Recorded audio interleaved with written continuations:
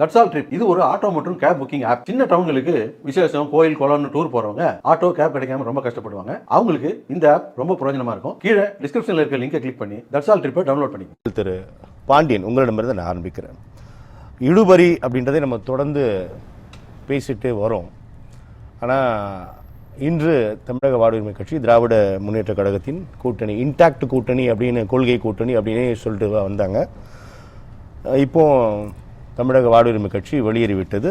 அதன் காரணங்களை அதன் தலைவர் செய்தியாளர் சந்திப்பில் பகிர்ந்ததை நம்ம பார்த்தோம். ஒட்டுமொத்தமாகவே இடுபறி இருக்கக்கூடிய நிலை மக்கள் நீதி மையம் பார்க்கிறோம். மார்க்சிஸ்ட், தேமுதிக, விசிக இன்னும் அது அப்படியே அதே நிலையோடு தான் நம்ம நகர்ந்து கொண்டு இருப்பதை பார்க்கிறோம். இவர் வெளியேறிவிட்டார். எப்படி பார்க்குறீங்க பாண்டியன்?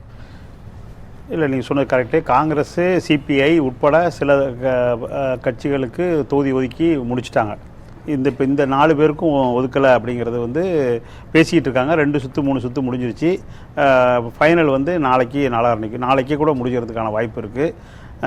அது சிபிஎம்மும் அவங்க பொது நேற்று ஃபுல்லாக காலையிலேருந்து கம்ப்ளீட்டாக இது பண்ணாங்க. அவங்களுக்கு அந்த உரிமை இருக்குது, அந்த கேட்கறது 4வது முறையாக. ஆமாம், அது பண்ணிவிட்டு அவரும் போய் சண்முகம் இன்னைக்கு பார்த்துட்டு வந்துட்டார்.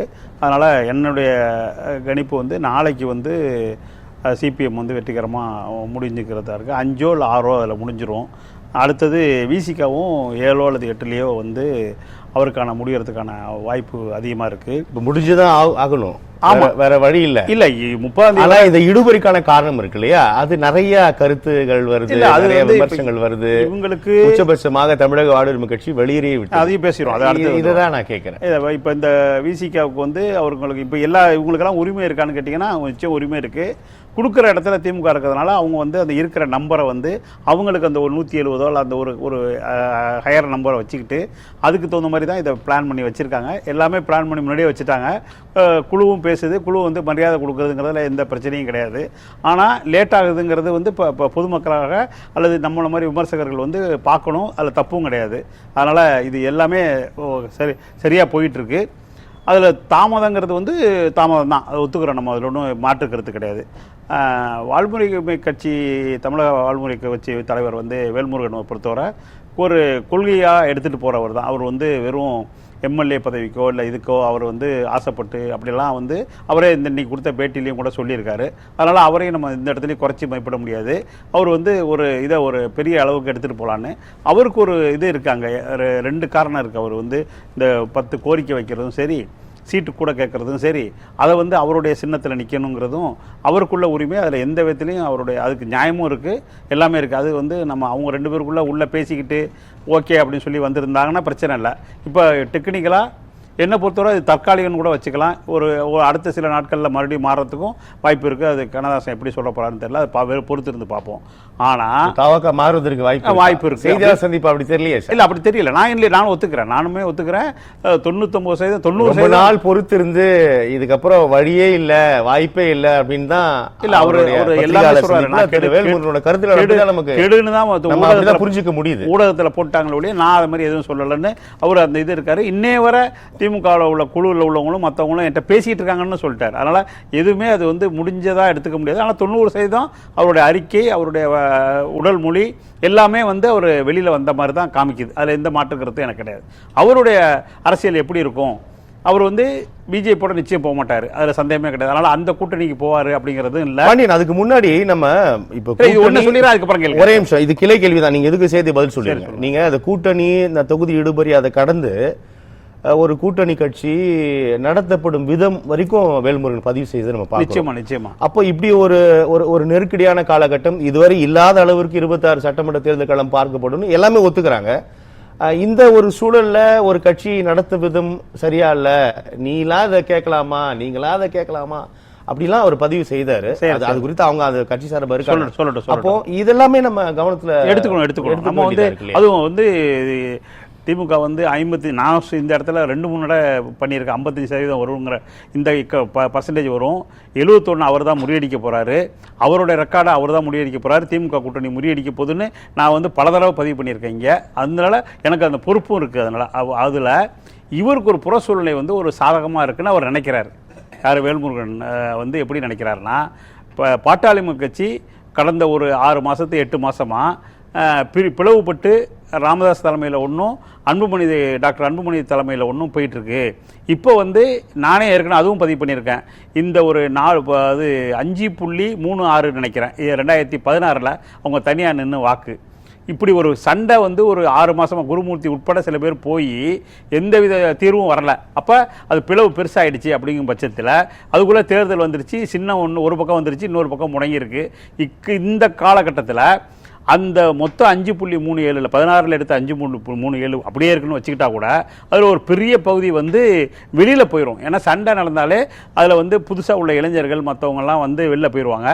இதில் நடுவில் விஜய் கட்சி வர ஆரம்பிச்சிருக்கனால இளைஞர்கள் புதுசாக இனிமேல் அதுக்குள்ளே வரமாட்டாங்க. இப்படி ஒரு காலகட்டத்தில் இவர் என்ன நினைக்கிறாருன்னா, அந்த இடத்த நம்ம வந்து தக்க வைக்கிறதுக்கு வாய்ப்பு இருக்கா? அப்படி நம்ம வந்து இப்போ இந்த பிளவுபட்டு இருக்கிற நேரத்தில் ஏற்கனவே அங்கேருந்து வந்தவர் தானே, அதனால் அந்த இடத்த நோக்கி அவர் போகிறார். அப்படி தான் நான் கருதுகிறேன். அது வந்து அவருடைய முயற்சி வந்து சக்ஸஸ் ஆகிறதுக்கு வாய்ப்பு இருக்குது. அடுத்த இதில் இப்போ ஒரு எம்எல்ஏ மட்டும் வாங்கிட்டு இதில் போய் இருந்துக்கிட்டு அதில் முடங்கிடக்கூடாது அப்படிங்கிறதுக்காக அப்படி போகலாமோ அப்படிங்கிற சந்தேகம் எனக்கு இருக்குது. அது வந்து அவரை பொறுத்தவரை நியாயம். தமிழ்நாட்டை பொறுத்தவரையும் அது இவர் ஒரு கொள்கையாக எடுத்துகிட்டு போனார்னா அதுக்கு ஒரு வாய்ப்பு இருக்குது. அதனால் அவருடைய முயற்சி வந்து நடக்கிறதுக்கு வாழ்த்துக்களே நான் சொல்கிறதுக்கு தயாராக இருக்கேன். அந்த பக்கத்துல நம்ம பார்க்கும்போது டெல்லியில் அதிமுக கூட்டணி பேச்சுவார்த்தையும் அப்படியே தான் போயிட்டு இருக்கு. இல்ல அங்க பாத்தீங்கன்னா இல்ல அங்க வந்து தகவல்கள் அங்க வந்து தொகுதி பங்கீடு இது மாதிரி குழு போட்டு நடந்த மாதிரி எந்த செய்தி இல்ல. ஆனா இந்த டெல்லிக்கு போனதுக்கு அதுக்கப்புறம் நமக்கு வர பேசுவதற்கு குழு அமைச்சிருக்காங்க. ஆனா எதுவும் ஒரு நாள் கூட கூப்பிட்டு ஒரு கட்சி பேசுற மாதிரி இல்ல. எல்லாமே அமித்ஷா வீட்டில் நடக்குது. அது நம்ம வந்து பொதுவாக பல தடவை பேசியிருக்கோம். இந்த அதிமுக எம்ஜிஆரோ ஜெயலலிதாவோ இருந்தவங்க யாரும் எந்த காரணத்தை கொண்டும் டெல்லிக்கு போய் பேசல. எம்ஜிஆர் இருந்த காலத்தில் எம்பிகளுக்கு வந்து அதிக சீட்டு கொடுப்பாங்க. 40ல் 28 கூட கொடுத்துருக்காங்க காங்கிரஸுக்கு. அதே மாதிரி பின்னாடி பிஜேபி கொடுத்துருக்காங்க. ஆனால் எந்த காலகட்டத்திலையும் எம்ஜிஆரோ ஜெயலலிதாவோ தமிழ்நாடை விட்டு அவங்களுடைய அந்த எல்லையை தாண்டி போனதே இல்லை. இங்கே வந்து நமக்கு வந்து அதில் கொஞ்சம் கஷ்டமாக தான் இருக்குது. நம்ம எடப்பாடி போனாருங்கிறது நமக்கு முக்கியம் இல்லை. எடப்பாடிங்கிற ஒரு கட்சி தலைவர், எதிர்கட்சி தலைவர் தமிழ்நாட்டு சார்பாக ஒரு கட்சி சார்பாக போகும்போது நமக்கு வந்து அது அந்த சுயமரியாதை வந்து பாதிக்குது. அவருக்கு பாதிக்கிற சுயமரியாதை உணர்வு வந்து நம்மளை வந்து கஷ்டப்படுத்துது. அந்த இடத்துல நம்ம கேள்வி கேட்குறோம், இப்படி சுயமரியாதை இல்லாமல் போக வைக்கிறீங்களே அப்படின்னு நம்ம பிஜேபி தான் கேள்வி கேட்குறோம். நம்ம இவர் மேலே கோவப்படல. அப்போ அது வந்து அதிமுக, ஏன்னா எப்போ முதல்ல செப்டம்பர் 2016 செப்டம்பரில் ஜெயலலிதா ஹாஸ்பிட்டலுக்கு போனாங்களோ அதுலேருந்து அன்னைக்கு ஒரு நள்ளிரவில் முதல்வராக ஓபிஎஸ் வச்சது, திருப்பி திடீர்னு ஒரு காரணத்தினால அவரை வந்து ரிசைன் பண்ண வச்சது, அதுக்கப்புறம் சசிகலா வந்து முதலமைச்சராக வச்சு அதை கொண்டு வித்யாசாகர்கிட்ட கொடுக்கும்போது அதில் ஓபிஎஸ் பேர் இல்லைங்கிறத மந்திரி சபையிலேயே அவருடைய பேர் இல்லாதனால அதை ஒருத்தர் எடுத்து சொல்ல, இப்படி அது வந்து பிஜேபியை அதிமுகவை பல மடங்காக உடைச்சதில் பெரும்பங்கு வகித்த பிஜேபியை இன்னைக்கு எல்லாரும் சேர்ந்து அங்கே போய் பேச வேண்டிய நெருக்கடி வந்துருச்சு. தினகரன் கடுமையாக எதிர்த்த பிஜேபி நேற்று வந்து பார்த்தீங்கன்னா அவர் வந்து அங்கே போயிட்டு வந்து முடிவு பண்ண வேண்டிய நெருக்கடி இருக்குது. அன்புமணி ராமதாஸ் போன தடவை 24 வந்து பிஜேபி பக்கம் அலையன்ஸில் இருந்து அதுதான் ராமதாஸ் உடையறதுக்கு முக்கியமான காரணமாக இருந்த 24 எலெக்ஷனை இப்போ வந்து அவரும் போய் அதிமுகவில் அலையன்ஸ் பேசிட்டு அதுக்கப்புறம் அங்கேருந்து இப்போ என்ன காரணத்துக்காக வழக்குக்காக போனாங்களா, அதை வச்சு வாபஸ் வாங்குறதுக்கு இந்த மாதத்துக்குள்ளே 2 பேரும் வழக்கை வாபஸ் பண்ணுறதுக்கு, ஏன்னா 2 பேர் மேலேயும் கேஸ் இருக்குது, அந்த வழக்கை வாபஸ் பண்ண போனாங்களா அப்படின்னு பார்த்தா அதுவும் இல்லை. ஏன்னா தொகுதி தான் பேசியிருக்காங்க கடைசியாக. தொகுதி வந்து இப்போ என்னன்னாக்கா இவருக்கு 9+ம் அவருக்கு 17+ அப்படிங்கிற மாதிரி நமக்கு தகவல் வருது. இது வந்து நாளைக்கு பியூஷ் கோயல் வர்றதா இப்போ தகவல் வந்துருச்சு. அதனால் நாளைக்கு வந்து அதிமுகலையும் ஆல்மோஸ்ட் வந்து, ஏன்னா அங்கே வந்து 2 பெரிய கட்சி தான் இருக்குது. ஒன்று வந்து பிஜேபி, அடுத்தது இந்த பக்கம் அந்த பக்கத்தில் டிடிவியோட அமமுக, இந்த பக்கம் வந்து பிஎம்கே அன்புமணி ராமதாஸ். அவ்வளோதான் கட்சி இப்போக்கி. பாக்கியெல்லாம் ஒரு சீட்டு கொடுக்குற கட்சி இருக்கலாம் ஒழிய பெரிய தொகுதி பெரிய அலைன்ஸ் வந்து அங்கே எதுவுமே வரல. விஜய் வந்து இப்போக்கி நேற்று வர இன்னைய வர விஜய் டிவிக்கு வந்து ஏடிஎம்கே பிஜேபி அலைன்ஸுக்கு வரல.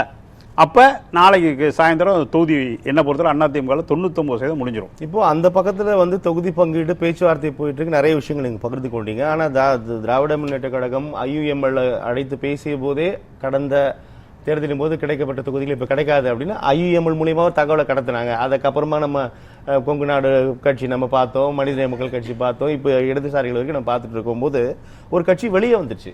ஸோ அந்த சைடு ப்ராசஸிங் போகுது, இந்த சைடு வந்து ஒரு அதிருப்தியில் ஒரு கூட்டணி தொடர்ச்சியா கூட்டணி இருந்த ஒரு கட்சி வெளியேறி விட்டது. அப்ப நம்ம எப்படி புரிஞ்சுக்கலாம்? அது நல்ல கேள்வி. இங்க வந்து நீங்க 47% எடுத்து 24ல் திமுக கூட்டணி, இந்த முறை வந்து ஓபிஎஸ், எஸ்டிபிஐ, தேமுதிக, அப்புறம் வந்து இன்னொரு இது என்ன 26 கட்சிகள் இருக்கு. இல்லை மக்கள் நீதி மையம், இது எல்லாம் இப்போ வந்தது. இந்த நாளும் வந்து 2024க்கு அப்புறம் வந்தது. அப்போ இவங்களுக்கெல்லாம் சீட்டு கொடுக்கணும். கடந்த முறை 13 கட்சி கூட்டணியா, அப்படிதான் 26 வந்து 23 26 வந்துருச்சு. அப்போ இந்த 4 பேருக்கும் கிட்டத்தட்ட 3% ஓட்டு குடும்பம், ரொம்ப குறைச்சலா வச்சா கூட 2.5லேருந்து 3% வருது இந்த 4 பேருக்கும். அப்போ இவங்கள அக்காமடேட் பண்ணும்போது அந்த இது வரத்தான் செய்யும். அப்போ வந்து திமுகவும் தன்னை குறைச்சிக்குது, எல்லா கூட்டணி கட்சிக்கும் ஒரு சீட்டு 2 சீட்டு 3 சீட்டு குறைக்கிறாங்க.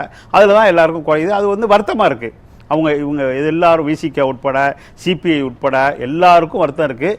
எல்லாருக்கும் வருத்தம் என்னைக்கு தீரும்னா 4ஆம் தேதி ரிசல்ட் வரும்போது 55% அந்த கூட்டணி வெற்றி பெற்று முதல் முறையாக 71, அதுக்கப்புறம் 16ல் ஜெயலலிதா வந்து தனியாக நிப்பாட்டி வச்சு ஜெயிச்சது, எல்லா ரெக்கார்டையும் ஒட்டச்சு முதல்வர் ஸ்டாலின் அவர்கள் வந்து புது ரெக்கார்டை அவர் ரெக்கார்டை அவரே உடைக்க போகிறாரு. அது வந்து 4ஆம் தேதி காலைல 10:30 மணிக்கு ரிசல்ட் எண்ணிக்கிட்டு இருக்கும்போது இந்த கட்சிகள்லாம், குறிப்பா திமுகவில் உள்ள இந்த கூட்டணி கட்சிகள்லாம் இவ்வளவு சிக்கல்கள் இருக்கு நம்ம பாக்குறோம். இதுல மிகுந்த சந்தோஷம், ரெக்கார்டை அவரே உடைத்து விடுவார்லாம் சொல்றீங்க. இல்ல, மிகுந்த சந்தோஷப்படுவாங்க. யாரு இந்த பக்கம் உள்ள அணியில உள்ளவங்கலாம் இன்னைக்கு வருத்தப்படுறவங்க காங்கிரஸ் உட்பட வருத்தப்பட்டு தான் இருக்கிற சந்தேகமே இல்லை. ஆனா எல்லாரும் கடைசியா வந்து 4ஆம் தேதி காலையில 10:30 மணிக்கு தான் ஸ்டாலினோட அந்த முயற்சி, அது எப்படி வந்து இந்த கூட்டணியை கட்டி காத்தாரு அப்படிங்கிறது வந்து அன்னைக்கு காலையில தான் தெரியும். அதில் ஏதாவது மாற்றம் இருந்துச்சுன்னா இவங்க வருத்தப்பட்டது ரொம்ப உண்மையாயிடும். இல்லை அப்படின்னா நான் இப்போ வந்துட்டாங்க, இன்னும் யார் வெளில வர போறாங்க தெரியல. அப்படி இதெல்லாம் வந்து இல்ல தேர்தல் உத்தியா தான் பாப்பாங்க. இல்ல இதுல வந்தது வந்து ஒரு மைனஸ், ஒரு மைனஸ் தான். சரியான திட்டமிடல் தான். இல்ல இவர் திமுக தலைமை திட்டமிடல் தான் இதெல்லாம். நீங்க சொல்றது அப்படிதான். இல்ல இவர் வந்து வேல்முருகன் வந்தது மைனஸ் தான், அதுல சந்தேகமே கிடையாது. அது அவர் முதல்வரும் உணர்வார். ஆனா இந்த பக்கம் பாத்தீங்கன்னாக்கா ஏற்கனவே இருக்கிற பாட்டாளி முயற்சி, ஒன்றுபட்ட பாட்டாளி முயற்சி அங்க இல்ல. அதுக்கப்புறம் சசிகலாவும் இந்த பக்கம் ஏற்கனவே சசிகலா விட்டுருங்க, டாக்டர் ராமதாஸ் இந்த பக்கம் போன தடவை ஓட்டு போட்டவர், இந்த தடவை ஒரு தமிழ்நாடு ஃபுல்லாக கட்சி ஆரம்பித்து ஒரு இன்னொரு அணியாக ஆரம்பித்து போகும்போது அதனோட இம்பாக்ட் வந்து 1% இருக்கட்டும், அது பெரிய அளவுக்கு அந்த கூட்டணியை பாதிக்குங்கிறது என்னுடைய கணிப்பு. நம்ம பேசலாம் பாண்டியன். திரு பாண்டியன், மக்கள் இதில் வந்து இந்த டைப்பில் தேர்தல் நடந்தால் வெற்றி தான் முக்கியம் சார். அதில் எந்த மாற்றுக்கிறது, பெரிய கட்சி சின்ன கட்சிங்கிறதே மேட்டர் கிடையாது. ஏன்னா இதே கோட்பாடு என்பது இல்லை அது தனி இல்லை. நீங்கள் கூட்டணின்னு வந்துட்டாலே அது போயிடுது. அது ஃபர்ஸ்ட் பாயிண்ட் போயிடுதா, அது எல்லாமே ரெண்டாவது கோட்பாடுலாம் போயிடுதா, அதெல்லாம் குறைஞ்சிரும். அதாவது அப்புறமா அவங்க ஆரம்பிச்சுக்குவாங்க எலெக்ஷன் முடிஞ்ச பிறகு.